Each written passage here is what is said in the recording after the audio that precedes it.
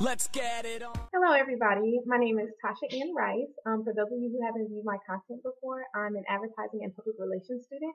And I started my page really to kind of talk about all the things that I'm learning and to discuss a lot of content that I find very interesting. So the topic of today's conversation is 5 tips on how to make a successful video for social media.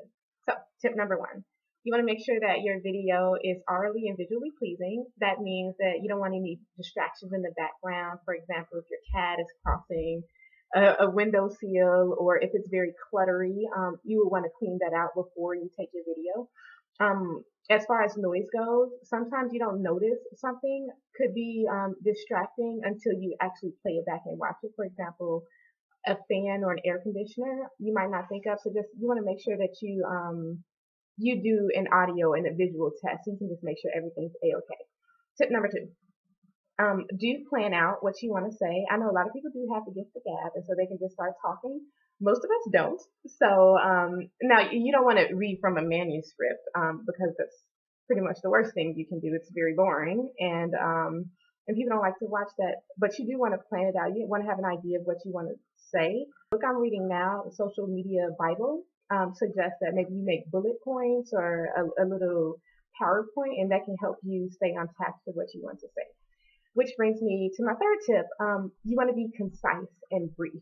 Our attention span as a nation is quite small, and it gets smaller when we go online. So you don't want to lose your audience. So when I say concise, you want to how do I want to put this? See what I just did? That was non-fluencies, and it's very distracting to watch, and it takes away from your credibility. And it also drags out your video, and that they'll just switch to something else because it's taking too long to get to the point. And so that brings me to my next tip, which is edit, edit, edit. One of the best things about editing is it allows us to be more human. We all make mistakes, and one of my common mistakes is I say a lot. That's a problem for me. And so when I edit, I just take all of those out. And editing also allows me to retake some specific scenes, so I don't have to reshoot the whole video if I don't get absolutely everything perfect. And finally, our last point, you want to engage with your audience. Social media is supposed to be social. And so please invite your audience member to comment, to like, to share their own experiences, ask questions. And when they do, you want to answer in a timely manner. You want to always be friendly. You want to try to be as helpful as you possibly can.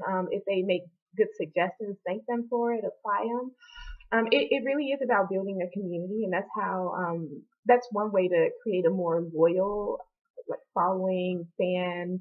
I'm trying to think of all the cross media names for people who view your content. That's the 5 tips, but just one little bonus one, to make sure your tags are plentiful and appropriate. Yeah, so people who are searching for content like this, or for this one in particular, they're able to find it more easily. That's extremely important. You can never have too many. Of course, don't catfish, which is very rude online behavior.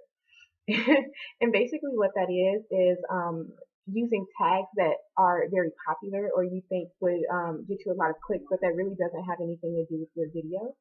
And not only is it rude, but it's also very ineffectual, because once people figure out what's going on, then they switch, and it's a lose-lose situation. So avoid that.